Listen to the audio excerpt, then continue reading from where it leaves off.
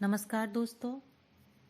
आज मैं आपको सुनाने जा रही हूँ हिंदी साहित्य की जानी मानी लेखिका सुषमा मुनिंद्र द्वारा लिखी हुई कहानी राखी। पत्रवाहक पत्र थमा गया। भाई राखी पर उसके घर आ रहा है। चकित बेहवल संखी उस 2 पंक्ति के पत्र को पढ़कर सहलाने लगी, जैसे भाई का राखी बंधा हाथ हो। भाई लोकसभा का चुनाव लड़ रहा है। उसे तो चुनाव प्रचार में व्यस्त होना चाहिए था और वह राखी बंधवाने आ रहा है। कहां से निकाला इतना अवकाश? क्या वह जानती नहीं कि चुनाव के समय आदमी को खाने तक की फुर्सत नहीं मिलती? उसके कस्बे में भी तो चुनाव प्रचार में कैसी तेजी आ गई है। रात दिन झंडा लगी गाड़ियां दौड़ रही हैं, प्रचारक लाउड स्पीकरों में चीख रहे हैं, और ऐसे समय में भाई ने राखी बंधवाने का समय निकाल लिया। पत्र 2 दिन पहले ही मिला है, वरना अपनी सभी बहनों को यहीं बुला लेती। कब से तो नहीं बांधी भाई को राखी। अम्मा ने सैकड़ों पत्थर पूजे, तब जाकर यह भाई हुआ था। अब तक वे 5 बहनें बाबूजी को राखी बांधती आई थीं। बाबूजी सबको 5-5 रुपए देते। अम्मा ने अपनी कारीगरी दिखा मोतियों के 5 छोटे छोटे बटुए बनाए थे। बाबूजी से छोटी छोटी स्लिप लिखाई थी। उसके बटुए में लिखा था संखी की रकम। सभी बहनों के बटुओं में उनके नाम की रकम डाल दी जाती। भाई हुआ तो बाबूजी उसकी तरफ से 5 रुपए देने लगे थे। भाई के जन्म के 2 माह बाद ही राखी पड़ी थी। बहनों का उत्साह देखते ही बनता था।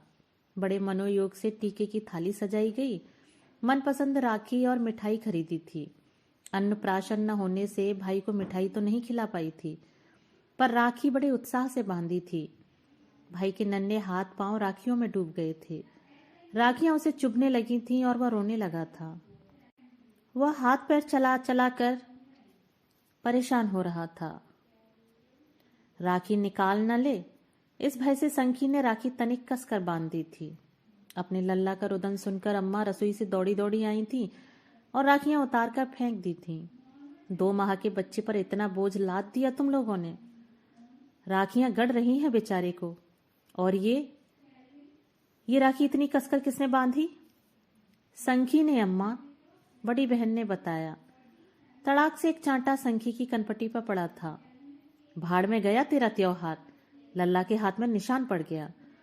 अम्मा ने संखी की राखी तोड़ मरोड़ कर एक तरफ फेंक दी थी।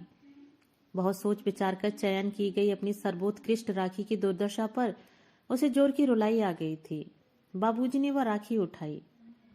ले मुझे बांध दे, कहा था ना भाई अभी छोटा है, उसके लिए इतनी बड़ी राखी ना ले, पर तू माने तब ना। रेशम के धागे की पाट वाली राखी ले लेती तो अच्छा होता। वह बाबूजी के हाथ में राखी बांध उनके मलमल के कुर्ते में मुंह छुपा बड़ी देर तक सिसकती रही। भाई थोड़ा बड़ा हुआ तो थाली में सजे मोदक पहले मुंह में भर लेता, राखी बाद में बंधवाता। अम्मा उसके इस क्रियाकलाप पर बारी जाती थी। महंगाई बढ़ी, भाई शिशु से किशोर हुआ, पर उन बहनों का 5 रुपया नहीं बढ़ा। भाई अकड़ता, 5 रुपए में राखी बांधनी हो तो बांधो, वरना फूटो यहां से। मैं राखी बंधवाने के लिए मरता नहीं। 5 राखियां हाथ में लटका कर निकलो तो यार दोस्त हंसते हैं कि 5 सहोदराओं के ब्याह करते करते तो तेरा भट्टा बैठ जाएगा। अम्मा अपने लल्ला की अदाओं पर मुक्त कंठ से हंसती। देखा, अभी से इसे चिंता है तुम लोगों की ब्याह की। अभी तो लल्ला कमाता धमाता नहीं है। 5 रुपए ले लो, जब कमाएगा तब राखी पर बहुत देगा। ठेंगा दूंगा। ये लोग राखी स्नेह के लिए बांधती हैं या रुपए ऐंठने के लिए? अम्मा के स्नेह की छत्र छाया में पलता बढ़ता लल्ला ऐसा ही अशिष्ट हो गया था।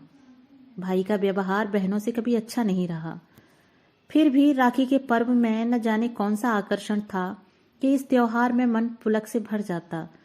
दोनों विवाहित बहनें 1 माह पहले से लिख भेजती, अम्मा राखी पर बुलाना न भूलना। दोनों जीजियां राखी, मिठाई, नारियल भाई के शीश पर रखने के लिए, सुंदर सा रूमाल और जाने क्या क्या लाती। मध्य रात्रि तक 5 बहनें हाथों में मेहंदी के बूटे रचाती। दोनों जीजियों को अम्मा अब साड़ी देने लगी थी। कहती, बेटियों लो, बहुत कीमती तो नहीं है पर ले लो। जब तुम्हारा भाई बड़ा आदमी बनेगा तब राखी पर बहुत बढ़िया साड़ी देगा। संखी हंसती, भाई जब देगा तब देगा, अम्मा, अभी तो तुम हमें हमारी रकम लौटा दो, हम लोग अब बटुए अपने पास रखेंगे। हाँ अम्मा, कहाँ गई हमारे इतने सालों की रकम और वो रंग बिरंगे बटुए? जीजियां हंसती। अम्मा का चेहरा विवर्ण हो जाता। उनके लल्ला ने एक एक करके सारे बटुए खाली कर दिए थे और अम्मा देखकर भी अनजान बनी रही थीं।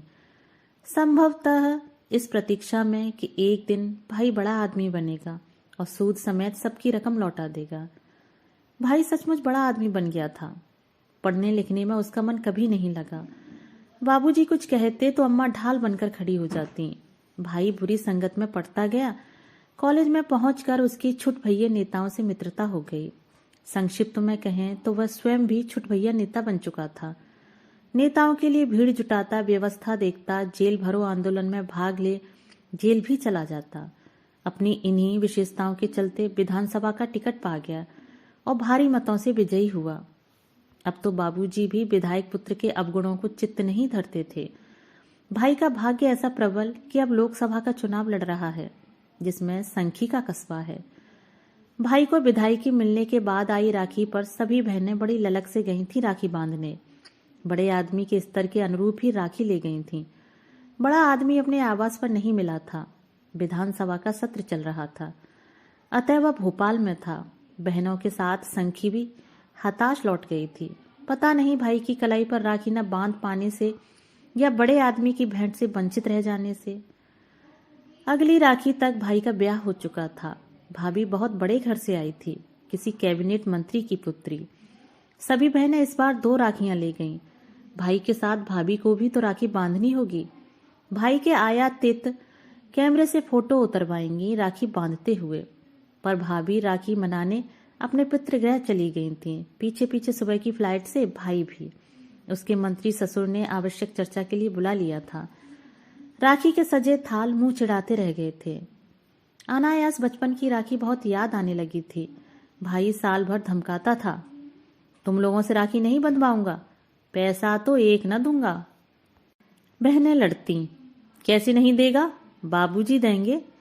अभी तो तेरी कमाई नहीं खाते हैं जो धौंस जमा रहा है। 5 रुपए के लिए ऐसा युद्ध होता था जैसे शाही खजाना हो। अगली राखी पर भाई भाभी दोनों मिले थे। भाई ने रात्रि भोज पर पत्रकारों को बुला रखा था। वह पत्रकारों से सदा मधुर संबंध बनाकर चलता था। इस बार बाकी बहनें तो नहीं आई थीं, पर वह नजदीक होने की वजह से चली गई थी। भाई को दिन भर स्त्रियां और क्षेत्र के ब्राह्मण लोग राखी बांधने आ पहुंची। वह 2 क्षण अवकाश निकालकर भीतर आया ही था कि ब्रह्म कुमारियां साथ में फोटोग्राफर लाई थीं। बड़ी देर तक फोटो उतरते रहे, फिर पत्रकार आने लगे थे। बियर का दौर आरंभ हो गया था। भीतर भाभी की भ्रिकुटी तनी थी। इनके पत्रकारों के मारे इस बार राखी पर मायके नहीं जा पाई। मेरा इकलौता भाई प्रतीक्षा कर रहा होगा। उसकी कलाई आज सूनी पड़ी होगी। उसकी तो मैं एक ही बहन हूं और यहाँ इनके भोज की व्यवस्था में लगी हूं। पहले बताया होता तो किसी से राखी ही भेज देती। संखी बोल पड़ी थी, सुखदा, तुम्हारा भाई दूर है, तुम इसलिए राखी नहीं बांध पा रही, और मेरा भाई तो निकट होते हुए भी मेरी पहुंच से बहुत दूर हो गया है। बड़ा आदमी बन गया है, इतना बड़ा कि मुझसे राखी तक बंधवाने का अवकाश नहीं है उसे। सुखदा ने नयन तरेरे, जी तुमको बस अपनी पड़ी है। दिन भर तो सांस नहीं ले पाए बेचारे। अब क्षेत्रीय लोगों, समर्थकों, पत्रकारों को नाराज करते भी तो नहीं बनता। तुम तो अपनी हो, फिर भी भाई की व्यवस्था आप नहीं समझती। देखना रात 12 से पहले फुर्सत पा जाए तो। कहकर सुखदा ने अलमारी में रखी गड्डी में से 100 का नोट निकाला। मैं शगुन के पैसे दिए देती हूं, पता नहीं वे कब फुर्सत पाएंगे। इसलिए डटी थी ना अब तक, तो लो और दफा हो जाओ। सुखदा के नेत्रों की भाषा पढ़ने में नहीं चूकी थी संखी। राखी वहीं छोड़ पति के साथ पीछे के द्वार से लौट गई थी। सदर द्वार से तो पत्रकारों की आवाजाही लगी थी। वहां से निकल वह अपने निम्न आर्थिक स्तर का ढिंडोरा पीट विधायक भाई की प्रतिष्ठा कम नहीं होने देना चाहती थी। राखी का संबंध तो भाई बहन के संबंध को दृढ़ करता है, और वह उस संबंध को विषाक्त बनाएगी? नहीं, कदापि नहीं। यत्न से रोका गया बांध घर पहुंचते ही फूट गया। पशु चिकित्सालय में कंपाउंडर के पद पर पदस्थ पति तीरथ ने घुड़का था। बांध आई राखी? किसी ने रुकने तक को नहीं कहा। अरे तुमसे तो तुम्हारी बहनें अक्लमंद हैं, मान अपमान समझती हैं। तुम वही गंवार की गंवार। वह बड़ा आदमी बन गया है, उसे हम जैसे निर्धन से संबंध रखते लज्जा आती है। कब समझोगी तुम? संखी का शीश ग्लानि से कमर तक झुक गया था। तब से वह भी अन्य बहनों की तरह राखी पोस्ट करने लगी है। 1-2 बार 101 रुपए का मनी ऑर्डर आया, फिर वह भी बंद हो गया। फिर भी संखी राखी भेजना न भूलती। कल्पना करती भाई ने उसकी राखी कलाई पर अवश्य बांध ली होगी। नन्हे हाथों में 5 राखियां बांधे, प्रलोभी जीभ में 2 मोदक ठूसे, माथे पर फैल गए हास्यास्पद आकृति बनाते अक्षत रोली वाले भाई का शिशु रूप याद आता, दुखी होती। बड़े आदमी पता नहीं कैसे भूल जाते हैं स्नेह के इन कच्चे सूतों को। और अब वही बड़ा आदमी बहन से राखी बंधवाने आ रहा है, वह भी चुनाव जैसे व्यस्त माहौल में। भाई की कलाई पर वर्षों बाद राखी बांधने के रोमांच में वह डूब उतरा रही थी। तभी तीरथ पशु चिकित्सालय से लौटा। वह बड़े उत्साह से बताने लगी, भाई आ रहा है राखी बंधवाने। मैं न कहती थी कि कितना भी बड़ा आदमी बन जाए हम बहनों को नहीं भूल सकता। मंत्रियों के पास समय नहीं होता है तो बेचारा क्या करे? कुछ न करे, बस मेरे घर ना आए। आज तक पूछा नहीं, अब क्या करने आ रहा है? तीरथ की भ्रुकुटी तन गई। भूल जाओ सब, अब तो आ ही रहा है। मंत्री है, उसके साथ भीड़ भाड़ होगी। सबके सामने कुछ न कहने लग जाना, वरना लोग कहेंगे बड़े आदमी से कैसा व्यवहार किया जाता है हमें मालूम नहीं है। और फिर अपने दीना ने इसी वर्ष बीए पास किया है, भाई से कहूंगी कहीं लगवा देगा। मुझे उससे कोई ऐसा नहीं लेना। तीरथ का रोष जाता ही न था। गुस्सा थूको भी, बहुत काम है। किराना, साग भाजी, फल फूल लाना होगा। उसकी पसंद का खाना बनाऊंगी। बेचारा रोज दौरे पर रहता है, पता नहीं क्या खाता होगा। सुखदा को तो समाज सेवा, किटी पार्टी, क्लब से फुर्सत ही नहीं है। ठीक है, अधिक पक्ष न लो उसका। चुपचाप बताओ क्या लाना है, कहकर कुप्पा बना तीरथ सौदा सुलुफ ले आया था। मंत्री जी तीरथ के घर आ रहे हैं, यह समाचार स्पेशल बुलेटिन। भाई तीरथ, तुम तो बड़े आदमी हो। मंत्री जी तुम्हारे साले बाबू हैं, हमें तो पता ही न था। अटके काम करवाने की एक आड़ हो गई। वेटरनरी सर्जन के मुख से स्वयं को बड़ा आदमी सुन वह एकाएक स्वयं को विशिष्ट समझने लगा। फिर तो उसका रोष ऐसे धुल पुंच गया जैसे पत्ते को झटक कर कोई उस पर गहरी पानी की बूंदों को गिरा दे। पड़ोसियों परिचितों का सहयोग देखते बनता था। उन्होंने आनन फानन तीरथ के घर का कायाकल्प कर डाला। अतिथि के अनुसार ही तो घर होना चाहिए। बहुमूल्य क्रॉकरी, सोफे, लैंप, बेडशीट, पर्दे। बड़े सर्जन ने अपना कारपेट भेजा, साथ में अपना चपरासी भी। संखी विमुग्ध थी, जैसे उसके सपनों का महल ही आकार ग्रहण कर रहा हो। राखी का दिन, घर में गहमा गहमी। तीरथ, संखी, दीना और उसके दोनों छोटे भाई अपने अपने स्तर पर व्यस्त। संखी ने बड़े मनोयोग से रसोई बनाई। भरमा भिंडी, मुनगे की कड़ी, दही बड़े, खीर, आलू की टिक्की, मटर पुलाव, मिक्स्ड दाल, पूड़ी, मिष्ठान बड़े सर्जन ने ला पटका था। मंत्री जी समय से 1 घंटा विलंब से पहुंचे। विश्राम गृह में फ्रेश हुए, विशाल मैदान में जनसभा को संबोधित किया, विश्राम गृह लौटे। इधर संखी के घर में पूरा मोहल्ला घुसा चला आ रहा था। संखी बार बार दरवाजे पर झांक आती, लौटती, राखी के थाल का निरीक्षण परीक्षण करती। कुछ कमी तो नहीं है। कई अन्य स्त्रियां भी उसके भाई को राखी बांधने के जुगाड़ में थीं। लगभग 3 बजे भाई पधारा। कारों के काफिलों को देख संखी की छाती तनी जा रही थी। भाई भीड़ का अभिवादन करता भीतर आया। भाई का प्रभुत्व, ठसक, दबदबा विलक्षण था। चरण छूते भाई की पीठ पर हाथ फेरते हुए संखी को जोर से रुलाई आ गई। भाई बोला, ये क्या जीजी, खुशी के अवसर पर कोई रोता है भला? भाई के मुंह से मधु टपका पड़ता था। संखी बोली, कभी कभी खुशी से आंखें छलक पड़ती हैं भाई। आओ आराम से बैठो, पहले तुम्हें राखी बांध दूं। न जाने कितने वर्षों के बाद तुम्हें अपने हाथों से राखी बांधूंगी। इसीलिए तो आया हूं जीजी। तुम बहनों की राखी ही तो है जिसने मुझे इसी ऊंचाई पर पहुंचाया है। राखी में इतनी शक्ति है, फिर तो तुम्हें आज ढेर सारी राखी बंधवानी होंगी। ये सब महिलाएं राखी बांधने के लिए सुबह से तुम्हारी प्रतीक्षा कर रही हैं। सबसे बंधवाऊंगा। ये सब मेरी बहनें हैं, इन सबका आशीर्वाद चाहिए मुझे। लोग मुक्त कंठ से मंत्री जी की विनम्रता की तारीफ करने लगे। उनका पीए बोला, सर तो सीधे यहीं आते, पर लोग छोड़ते ही न थे। सर कह रहे थे कि कितना अच्छा होता जो राखी का पर्व 5 दिन मनाया जाता। मैं एक एक कर 5 बहनों के घर हो आता। लोग मंत्री जी की भावना देख वाह वाह कर उठे। संखी ने भाई की आरती उतारी, मिठाई खिलाने लगी, पर भाई ने रोक दिया। जी डायबिटीज की शुरुआत हो चुकी है। हाय नारायण, इस उम्र में? कहते हैं ना, सकल पदार्थ है जगमाही, कर्महीन जन पावत नाही। मैं भी ऐसा कर्महीन। नहीं भाई, ऐसा ना कहो। नारायण तुम्हें खूब सुखी रखें। संखी के साथ ही उपस्थित स्त्रियां भावुक हो उठीं। कई स्त्रियों ने मंत्री जी को राखी बांधी। 5 बजे यह क्रम थमा। तीरथ व्यग्र था दीना की नौकरी की बात के लिए, पर अब तक कहने का अवसर नहीं मिला था। इधर संखी भूखे भाई को खाना खिलाने के लिए अधीर थी। पता नहीं साथ में कितने लोग खाएंगे। 10-15 लोगों की तो व्यवस्था उसने कर रखी थी। बोली, भाई मैं खाना लगा रही हूँ, चलो खाओ, सब तुम्हारी पसंद का बनाया है। ओह हाँ, सर लंच तो आप डिस्ट्रिक्ट अथॉरिटीज के साथ विश्राम गृह में ले चुके हैं और डिनर का प्रबंध विधायक जी ने कर रखा है। पीए ने डायरी देखकर बताया। ओह, आपने बताया नहीं अब तक? भाई ने मिथ्याचार का सहारा लिया। वक्त ही कहाँ मिला सर, सुबह से सब कुछ लेट ही होता आ रहा है। विश्राम गृह में 5 बजे पत्रकारों के साथ मीटिंग। 5 बजे? और आप अब बता रहे हैं मुझे?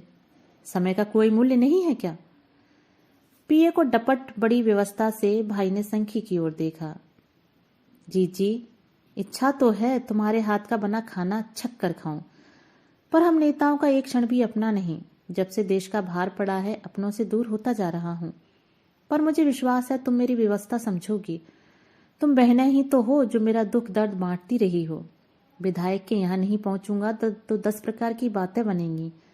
क्या करें जी, कई बार अपने और अपने प्रियजनों की इच्छा की बलि देनी पड़ जाती है। मुझे क्षमा करना जी, तुम्हारे घर का प्रसाद ग्रहण करना मेरे भाग्य में नहीं है, और फिर मेरे साथ कई लोग हैं।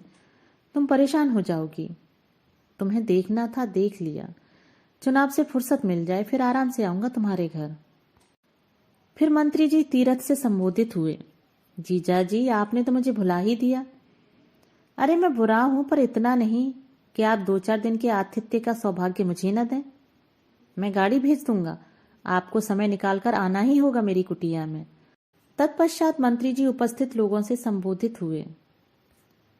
आप सब लोगों से मिलकर बड़ा अच्छा लगा। घरेलू वातावरण के 2-4 दुर्लभ क्षण मिले। बहनों के स्नेह बंधन ने तो बांध ही लिया मुझे। आप लोगों का कोई भी काम हो तो निशंक आकर मिलें, राजधानी में या मेरे गृह जिले में। यदि मैं पुनः सत्ता में चुनकर पहुंचा तो इस राखी का ऋण उतारने के लिए तत्पर रहूंगा। मुझ पर देश के हाथ मजबूत करने का भार डाला गया है। आप सबका सहयोग, प्यार, आशीर्वाद मिला तो मैं अपने दायित्व निर्वहन में अवश्य सफल होऊंगा। उपस्थित जन समुदाय मंत्रमुग्ध सा मंत्री जी की अमृत वाणी सुन रहा था। इस व्यस्तता में भी बहन से राखी बंधवाना नहीं भूले मंत्री जी। इस बात का चमत्कारी प्रभाव लोगों पर स्पष्ट दिख रहा था।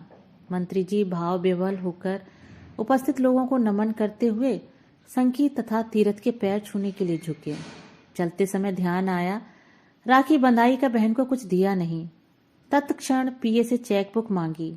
501 रुपए की राशि भर संखी के नाम अकाउंट चेक काट दिया। बोले, जी, अपने इस गरीब भाई का ध्यान रखना। संखी चेक उलटती पलटती ठगी सी खड़ी रह गई। भव्य बंगले में रहते, वातानुकूलित कार में घूमते, लाखों का वारा न्यारा करते भाई को इतना भी ध्यान नहीं रहा कि संखी के नाम का कोई अकाउंट है ही नहीं।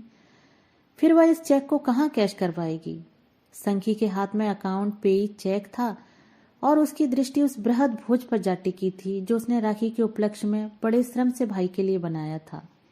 दूसरे दिन स्थानीय समाचार पत्र में मुख्य पृष्ठ पर स्त्रियों से राखी बंधवाते भाई की तस्वीर छपी। उस तस्वीर में संखी कहीं नहीं दिख रही थी। तस्वीर के नीचे लिखा था, कच्चे सूत के बंधन ने मंत्री जी को बांध लिया। दोस्तों, अभी आप सुन रहे थे सुषमा मुनिंद्र द्वारा लिखी गई कहानी राखी। दोस्तों, अगर कहानी आपको अच्छी लगी हो तो कहानी के विषय में अपने विचार मुझे कमेंट बॉक्स में ज़रूर साझा कीजिएगा। मिलते हैं इसी तरह की और अच्छी कहानियों के साथ। धन्यवाद।